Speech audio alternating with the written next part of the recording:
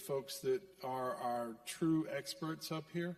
But I wanted to make sure that everyone knows here that if during the conversation, if you have a burning question that you feel like needs to be asked right then, we have a microphone right up here, okay? And just come up, and as soon as I can get you wedged into the conversation, I will.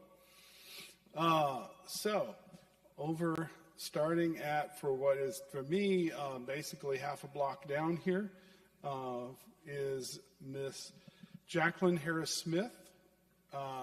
Ms. Smith is a licensed clinical social worker, and for those of you that don't know what that is within all the titles that people use, between the nurses and the social workers is probably what most mental health care gets done. So we're talking to someone who really knows what the nitty-gritty of all this is here. We have Dr. Tracy Murray, and she is a psychologist and probably practices one of the toughest parts because she specializes in the care of people with cancer.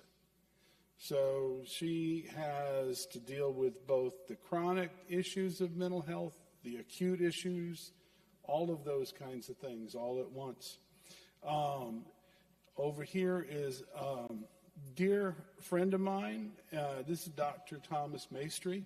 Like myself, he's a pharmacist, but unlike me, he is one of 3 board-certified psychiatric pharmacists in the state of Louisiana. So it is rare and special to have that level of expertise here with us. I'm Dr. Bill Kershane. I'm the director of the Xavier University Health and Wellness Service. And my title on campus, I have to take a deep breath, the Wilbur and Mildred Robichaux Endowed Professor of Pharmacy Practice. So, which means I've been around for a long time. All right. So, let's get into some questions. And I'm going to have all the panelists respond to this, but Ms. Smith, I'm going to start with you. In one sentence, in regular person language, what is mental health? Great question. Mental health is the ability to have mind, body, spirit, ride the waves of the ups and downs of life without sinking, and being able to cope and come through on the other side in a healthy way. Dr. Murray? Loaded question, but I would say mental health is the balance between biology, psychology, and social circumstances. So what's going on within the body, within the mind in terms of behaviors, emotionality, and thoughts, as well as your social circumstances and finding balance and all those things. Right, and lastly, what I would like to add is that mental health affects everyone and at every time as well. A lot of times what we think about with mental health is only in times of crisis. And that's going to be something we focus on a lot throughout the day today. But it's important that we realize that it's something that occurs at every moment, even when we're feeling well. We need to consider our mental health at those times also. So I'm hearing themes of mental health is operating in the world the right way for you, and it's about encompasses a whole breadth of things and a whole bunch of different levels there. But it's all really about being functional the way that you feel like you ought to be functional. Am I summarizing what you guys said? Yeah, I think it's, when we talk about balance, it's not to say things should be perfect, but in a way that you are able to move about the world, like you said, in a healthy way. I like the word functional because life is going to happen. Things are going to happen that affect us emotionally, mentally, spiritually. But how do we operate inside of that space in a healthy way is what I think we're talking about. And then everybody handles things in different ways too. And I think it's important that we're very in touch with that, with ourselves, of how we interact and how we handle each situation that comes in front of us. Cool. So let's get, for the next few questions, I want to get a little practical with things, okay? And Dr. Murray, I'll let you start us off. Looking at it as a member of the family or a member of the congregation or a member of or at work, what are the early signs that I can watch for that tell me I need to do something or I need to say something for a person that's struggling? One of the bases is difficulty sleeping acutely. So if you have a change in your sleeping patterns, that's usually telling you that something biological, psychological, or socially is going on. If you're not getting enough food at home, if you're not tending to your physical health, or if you have distress like depression and anxiety, those directly impact, I think, at the most basic level, your sleep patterns, even if you don't know what it is. So if you're, oh my God, this is new for me, I can't sleep, or I've chronically been sleep deprived, that needs to be checked. And that's the most basic things for people to understand as a part of these complex words like depression and anxiety and distress. If you're not sleeping, well, something's going on. Okay, something is going on. Or it's Mardi Gras. No, yeah, absolutely. And you know, so I have a fifth grader, and the one thing that I emphasize is just the fundamentals, right? And I think sleep, appetite, these are the fundamentals. Don't overlook these. These are so important to us. And I think there's a lot of things that kind of come secondary to that we can notice as well. You know, if we're not taking care of our normal activities, we're not interacting as well as we normally do. We're not showering or keeping up with ourselves in the normal ways that we generally would. These are some signs that things might not be going as well as it could be. But again, going back to those fundamentals, those are really key. The fundamentals are key. I think if you see behavioral changes, if you see all of a sudden someone who is pretty even keel now being irritable and agitated, you see anger, just look out for those behavioral changes, whether it's in children or in adults. I think that also what's directly impacting our mental well-being are what they these days are calling social determinants of health. And that just means you don't have enough food. You don't have enough money to pay your bills. It creates stressors. So those basic needs going unmet then start manifesting itself in a change in the interactions between you and a family member. And I would also say social isolation as well. Not seeing the person when you've seen them quite a bit. Where are they? Where have they been? That's usually a telltale sign. Again, something's going on. You may not know what that is, but enough to get them to seek out help or just to let them know that they're not alone in that. And I definitely think going along with that, reach out. Loneliness is something that we don't always generally like to talk about, and it's something that we kind of keep to ourselves, and so it's not something we generally share. So sometimes it is very helpful to reach out and just check on them, see if everything's okay. So let me jump right into there. We can come back if we need to, but so we see it. What do we say to the person? Ms. Smith, you want to start off with that? I think that oftentimes we don't know what to say, so we kind of don't say anything. But if you have a heart set, if your heart is a heart of compassion and that's your approach, then it's going to be received that way, even if it's a little awkward. So I think just a gentle, I'm noticing, how are you doing today? What's going on? Kind of thing. Just gently engaging in a conversation and allowing the person the right to not want to share. It's really okay, but the fact is that you engaged, you put it out there that I care. It's sort of like, you know, when people lose a loved one, that's very, very awkward. We don't know what to say, and we often say things that are not helpful at all. So it's just checking your heart, and that the motivation is, okay, I've noticed this change that everyone has talked about, and I just want to reach out and just check in with you. and let you know that I'm here for you whenever you're ready. I would say non-blaming and non-judgmental. So not saying you're doing this, you're doing that. Say, I've noticed this, like you say, but coming from a place where you're not judging what's going on with them. Like, oh, you keep missing all these things we got going on. What's wrong with you? Not that. Just saying, hey, because you know people do that, right?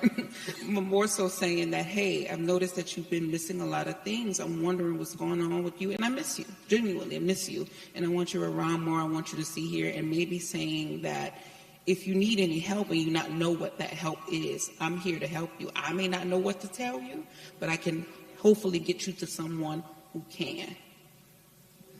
I think going along with that as well, if somebody does express some of these concerns, saying thank you for sharing. You know, it can be very difficult for them to want to admit some of these things at times. And so showing that you are open to listening to them, both with your words, but also your nonverbal. So, you know, having paying attention to what you're saying without saying it as well are very important also. And so I think those are some important things to kind of consider as somebody shares information with you as well. One of the things that I hear a lot about when we're revolving around this subject is there anything I could say that would be bad? Is it possible to say the wrong thing? I think it's more about tone and the way you phrase it. Say, what's wrong with you? Okay. It automatically raises defenses of the person. So instead, you would want to say, hey, what's going on? I've noticed, like, encircling back, or you're crazy, right? Saying that in a very negative way, as opposed to say, you know, everyone struggles sometimes.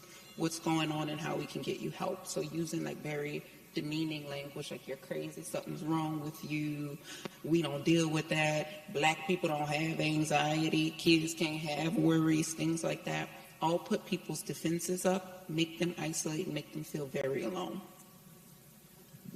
I think when we go giving advice and instructions, you know, get yourself together, stop that, especially around addiction. You know, there's so much judgment around addiction, not looking at that as a disease as any other disease. So I think that there are some wrong things that could be said. Again, I go back to your heart. What in the world is the point of you even saying anything at all? And if it's because you love and care about the person, if you want to demonstrate the love of Jesus, you ask yourself before you let the words come out your mouth, is this going to be pleasing in his sight? If not, zip it. That non-judgmental approach, yeah. Absolutely. Just showing that compassion. That's going to be the most important. So you're there to wash their feet, not to preach at them. Let's see if their feet even dirty. Are they dirty? Are they clean? You all right or not? Right. Very well put. All right. So, what if, okay, so now we've done that, and we've clearly identified that the person is in crisis, okay? And of course, that's the next scary thing, right? What if I actually find some, you know? Which every once in a while, deep down in our heart, scares us a little bit too sometimes. But, you know, what are the steps? And Dr. Murray, I know that you've done a lot with this. You want to kind of start us off with? Because this is kind of I just pitched you an underhand slow pitch. So I want to say, too, that about 75% of my caseload are Black women. Keep it that way. But recognizing first that suicidality does exist in our world, right? I want people to know that suicidality feels like you're in a burning building, and the only door that you have to get out with your skin on fire is through the door of suicide. So it's very serious when someone is saying that they don't want to be here anymore. I have props on the table out there. So if someone is saying vague terms like, oh, I can't do this anymore, you ask them outright. Research says just because you're asking them doesn't mean that they increase in suicidal thinking. You say, do you want to harm or kill yourself, right? And if they say yes, don't leave them alone, and you can call the resources, 988 or 911. You don't even have to know what to do, but to get them to somewhere because they're really desperate to get out of these situations. Asking actually shows in the research that it's more likely that they'll tell you and they'll want help. A lot of these people who have suicidal thoughts never get to behavioral health. About 70 or so people never see a behavioral health counselor because they're scared, they're ashamed, there's stigma against them. So you are the ones near them asking outright. And if you're shocked, maybe hold that in a little bit. No, oh my God. But you can do that. You say, all right, let's get you some help and let's get going. Okay. I think that I love the building is on fire. I think that paints a really good picture. And you think about if somebody was having a heart attack, what would you do? You know, you would call 911, you would stay with the person, you would not run because you're scared, you would actually stay there with them. I think that if somebody, it's a good thing if somebody shares with you, trusts you enough to let you know, this is what I'm thinking. Then you have to ask the question. And people are real timid about asking, are you thinking about killing yourself? If so, what are you thinking about doing? Do you have a plan? Do you have access? All of those kinds of things. So you don't have to go that far, but you certainly have to ask if they are thinking about hurting themselves. And then I'm really, really, really pleased with 911 in the city of New Orleans, actually, since they added the mobile crisis unit. So, you know, you call for the police, you call for the ambulance, the fire people. Now you can call for mental health, and you do an outstanding job. So that's what you can do right then and there, and they will send a team to the location where the person that you're concerned about is, and very gently and appropriately do an assessment and determine, can this person be managed in the community, just getting them linked up to an outpatient provider, or is this somebody we need to transport to the hospital for an evaluation?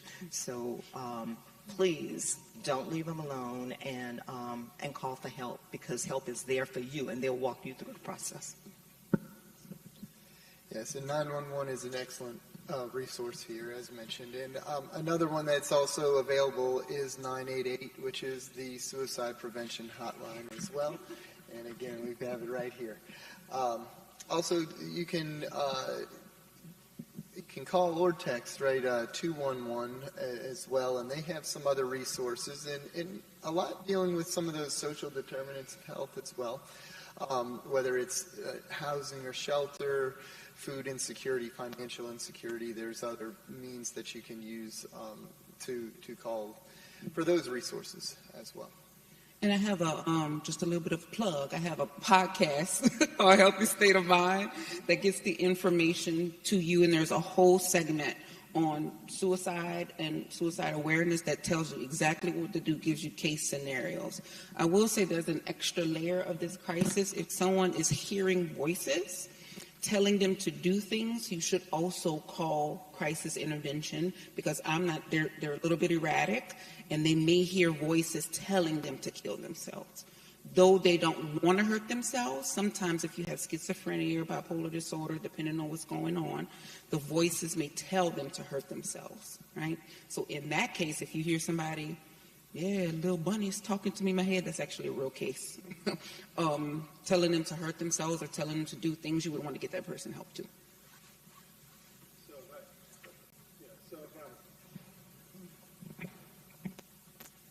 So little prop humor there. To summarize a little bit, if we have engaged in that conversation we talked about a little bit ago, and it's a problem, but it's nowhere near crisis, we need to then 211 probably is a good starting point, is that, or 988 depending on how far along they are. If it's an immediate thing, then it's 911. Is that what we're or 988? Yeah. Or 988. I would So start- 988 is kind of in the middle. Absolutely. They can go either way. For the non-crisis situation, I would absolutely call 988. Because that's a 24-hour national hotline. And in Louisiana, New Orleans is staffed by people who are here, who know the resources that are available, and they will give you all the information that you need on how to access resources and connect you to those resources. And I love 988 because an individual who is just struggling can call themselves and get counseling. You know, so it may be the middle of the night, you don't even know what's going on, but they have somebody that they can talk to. We already said 911 for the immediate crisis.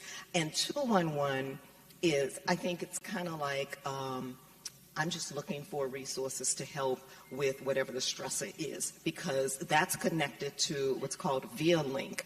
And VIA-Link is our information and referral system. And so VIA-Link has, you can, in your spare time, you can Google and go to VIA-Link. Anything you think you need, you just type it in, type your zip code, and it'll pop up. So that's a great resource. If the person is connected with their primary care doctor, they can always go through primary care and they can immediately start them on simple medications if necessary and do an assessment.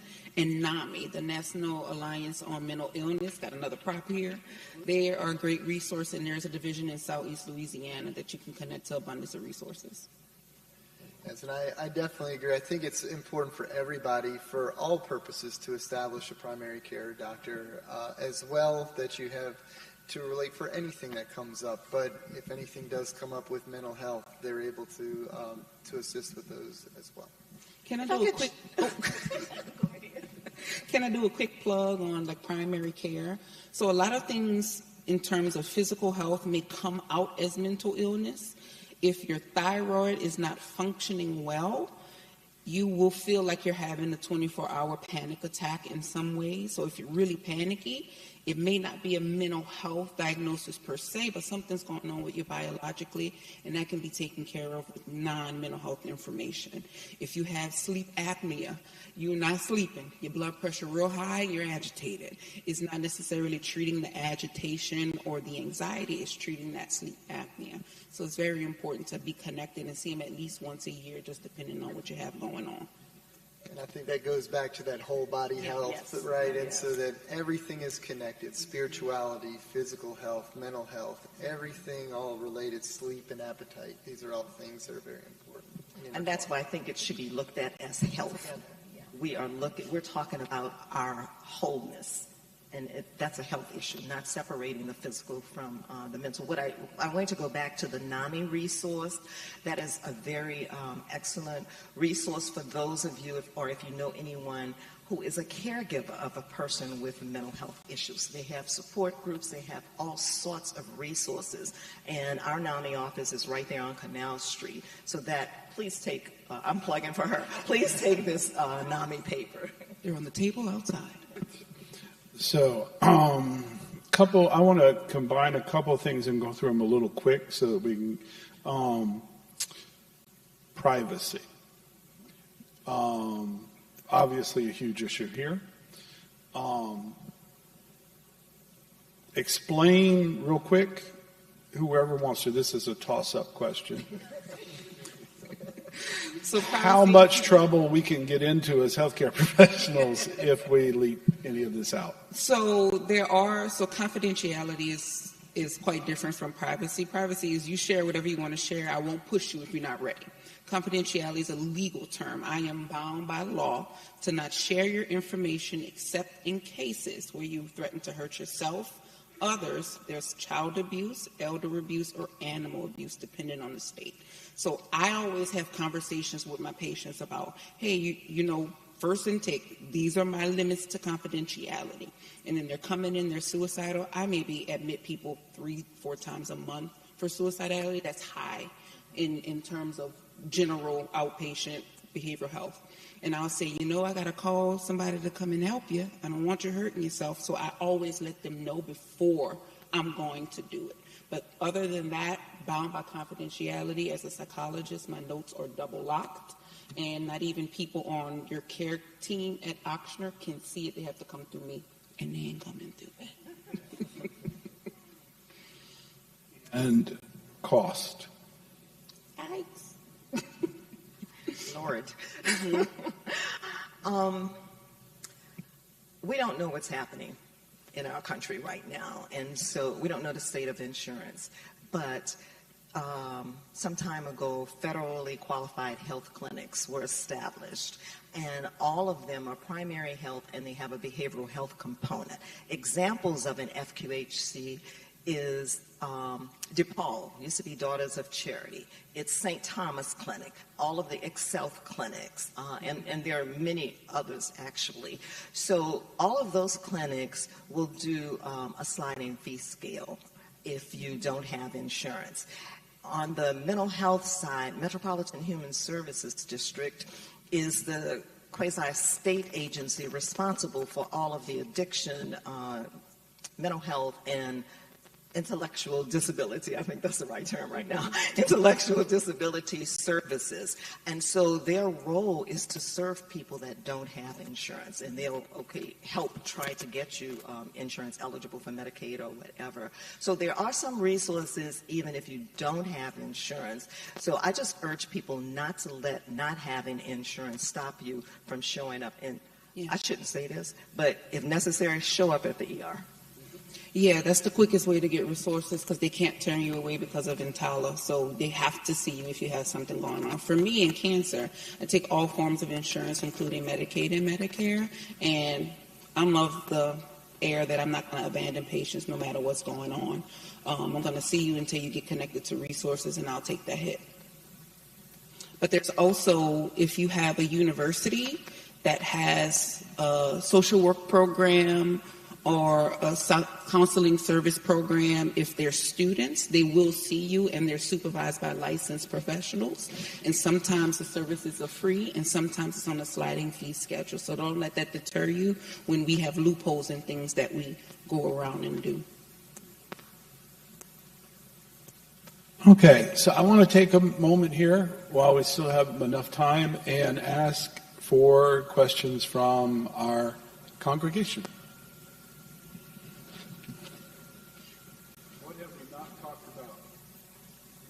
Talk about.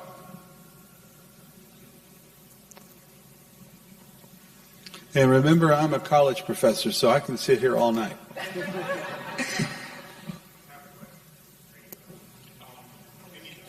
I ask you, if you don't mind? There you go.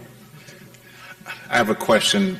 In the event that there is a person who attempts or commits suicide, is there help for the family members or the loved ones that have to go through it after the fact? Yeah, there are plenty of resources. NAMI is also one that can get you to those resources if someone dies by suicide in your family. I do see people if they have cancer. I can see them as well, but there are local resources. And then SAMHSA, again, I don't know where the state of SAMHSA is going to be. It's a Substance and Mental Health National Federal. I don't know what the state of that is going to be with the current legislation, but they too have resources. Okay. 988, the LifeLink website, and it'll be on here too. Okay. You can go there and they'll have resources for local things going on. Great, thank you. And I'm asking that because I just found out a gentleman that I know, his daughter actually ended her life today, 18 years old, and so we're praying for him, but we just want to know if take one of my cards. Okay. And I'll get you connected. Okay. Thank you. If I could just add to that, thank you so much for sharing, and I'm so sorry, and we'll definitely have that family in prayer. There are grief counseling resources around town and grief support groups. I know at my church, I'm a member of New Hope Baptist Church, and we do a monthly Circle of Healing and Hope grief program, grief support group. And on November 8th, this is a plug, on November 8th, 10 o'clock, we do our annual Navigating Grief Through the Holidays, because that's a tough time for people. Okay. But there are a lot of grief support groups out here. Okay, thank you. There's one foundation also called the American Suicide Foundation, I believe, and they have a walk every year, and they have kind of a community in each city that kind of supports each other for various individuals that are suffering kind of from similar issues. And so that's a good way to kind of build a community of support with individuals that kind of understand what each is going through. Okay. So those are good ways. And then, I think as mentioned, church, school, family, all of those support, that's always very important. I will give you a quick skill real quick. When someone in the family, especially immediate family, dies by suicide, family members are 4 times more likely to try it themselves. So wow. ask that person directly in the next few days and make sure someone is kind of checking in on them. Okay. Thank you.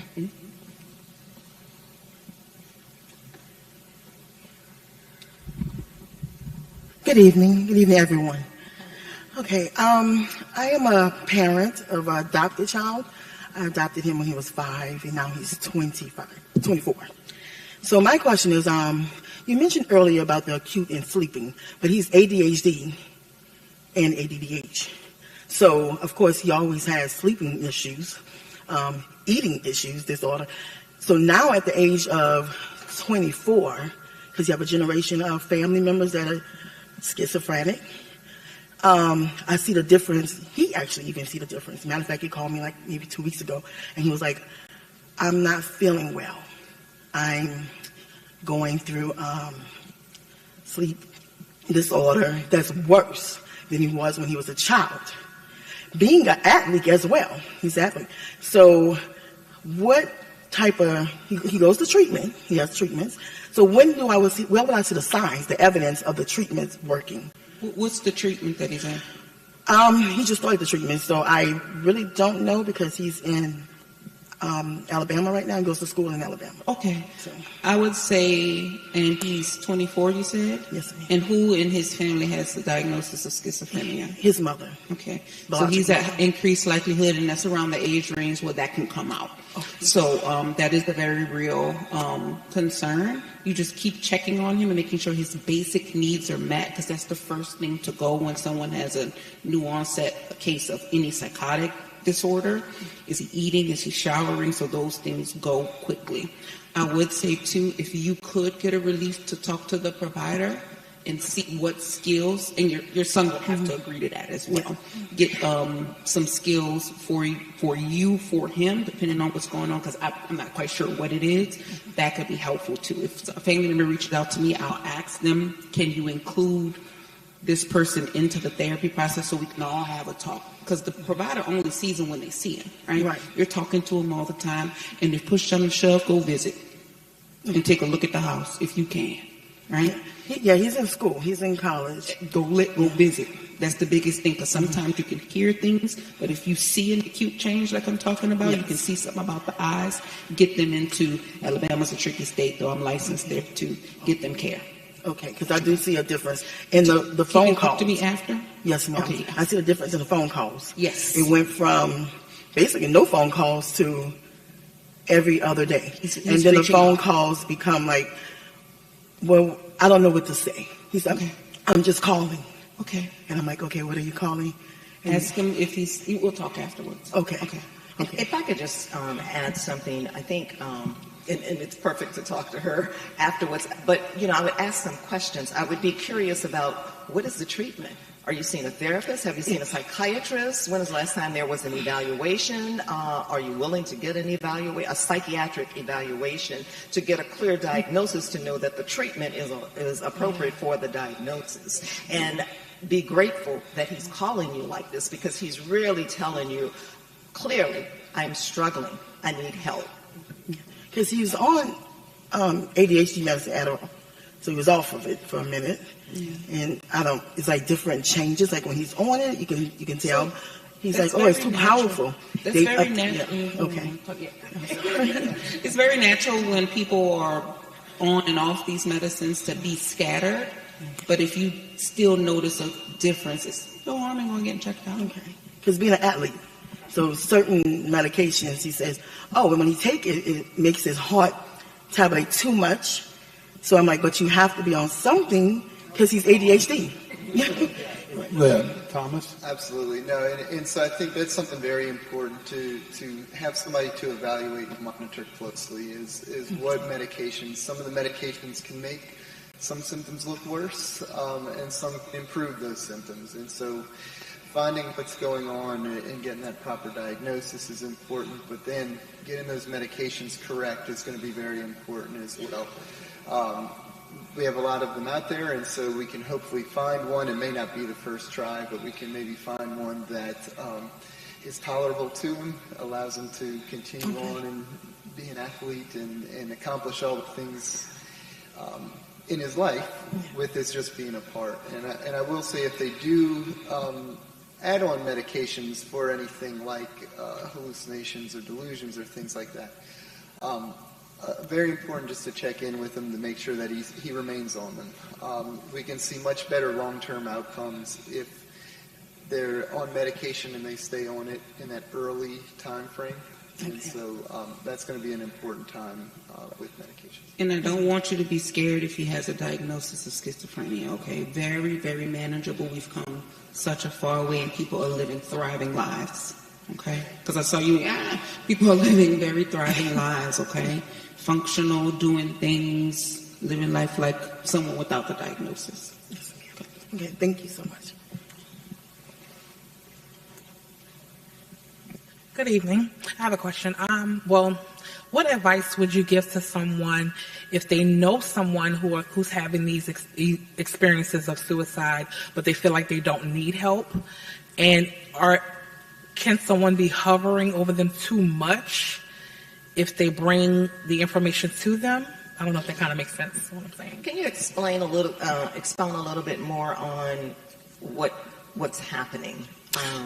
So if you come to a friend and the friend say, hey, I'm struggling, I'm having an issue, and you present them with the information, like the phone lines and things like that, is it too much to check on them every day? Hey, have you called that number? Hey, how are you feeling? Hey, can it be overwhelming for that person, or can it trigger certain emotions in that person to, quicken the process? I don't want to say it like that, but is it too much? Is hovering too much? I think that you follow the person's lead, you're present with them, walking alongside, but where I'm trying to get a little bit more clarity is does this person have suicidal thoughts? They haven't vocally said it, but they say, I'm tired. Okay. So they, they use that vernacular. That's enough. Yeah. Something has to be done with that. Absolutely. So I think that that you presenting, if you present information that you've gotten tonight to the person, and see how they are receiving that, and just let them know that you're going to be there to walk alongside. But I would explore a little bit more deeply if the person talks about, I'm just tired. What does that mean, baby? Right. What's going on? Okay. What do you want to do? How can I help you? And so that's what I mean when I'm saying follow their lead. Okay. And ask that question very directly. Do you want to die? Do you want to hurt yourself? I know. Right. But what if we didn't ask? Yeah. And we had the opportunity to ask, and we knew when we got them the resources. At that point, when somebody's suicidal, their impulsiveness in their mind is not quite working. We need to call somebody for them. Their judgment might not be sound like it should be. And at that point, there's something in the state of Louisiana called OPT. It's an order of protective custody, where family members or friends have enough evidence to where they can get evaluated, I don't want to say against their will, but not with their permission. Because if you have someone who wants to die by suicide and they don't want to tell you, how we save a life. The same way grandma didn't want to go in for her diabetes. Come on in, right? And you call 911 and take them on in, right? This goes the same way, because I would want them to be mad at you for calling somebody as opposed to dead. Right. Is there any such thing as hovering too much? I think that's too much on the person, quite honestly, that's doing it. That's very distressing, because hovering, like, you can't watch them 24 hours a day, right? And that's why we ask the outright questions, because at some point you're going to burn out and they're going to resent you and not tell you the truth. Right. So we want to balance that out. Okay. Thank you. So we want to get to all the questions, but we now have 3 minutes left on the clock that I'm looking at here. So we will all hang around here, okay? We'll want to talk to everybody that wanted to be up there. But I want to make sure that everybody knows that there are some resource tables in the back with some really, really good and very well-informed folks that are at this point really bored because they haven't been able to talk to anybody. So please, somebody go back and talk to them. And I want to get a moment. We had just a really excellent panel here tonight, I think. And if you guys could give a little applause for them. Thank you for having us, really. Thank you. So one real quick thing. We just have enough time, so this is we're just going to go boom, boom, boom, real quick. What myth would you like to just be gone about mental health? Since we're sitting here in this church and we're talking about faith-based stuff, prayer is wonderful, God is good, and He's powerful. Oh, yeah. But faith and tools through therapy and other means, other resources we've already told you about, is powerful. We are okay when it's everything below our neck. We don't have a problem going to a doctor or taking meds. But when it's above our neck, there's shame, there's guilt, there's labeling of not enough faith. So I would like for people in the faith community to stop the myth that you don't have enough faith, or you're not saved enough, or not holy enough, if you need a therapist. Dr. Murray? I'm a cheat again. It's a double whammy. The myth is that emotions are bad and thoughts are true. Just because you think it doesn't mean it's true. If you believe it, then it makes it true. And I want you to focus on behaviors. Emotions are not bad. If we weren't supposed to have them, we wouldn't have them. We can't fly, so we're not able to fly. We don't have wings. Emotions are just points in time that remind us of something. It is a response to something. And thoughts are just waste of the brain, right? The pee. It's got to come out somewhere, so in your brain. And then the last one that I'll add, and this is one that I struggle with myself, is the myth is that we think we need to tough it out in silence alone. And I think that's something very important that we consider for ourselves, to open up, vocalize, and to encourage others, again, with compassion, to open up as well. Thank you, all of you, for being here, being so attentive and participating. That made our job a lot easier. Thank you, RockNation, for having us here. And just, I hope all of you got something out of today. Thank you and good night.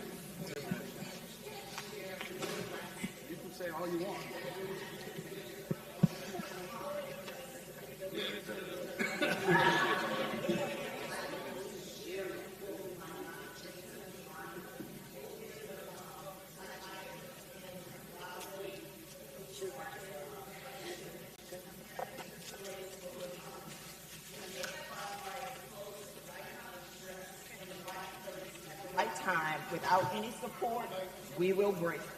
We are all vulnerable. Friendship Bench is that support, a safe place to help ground you and give empathy. So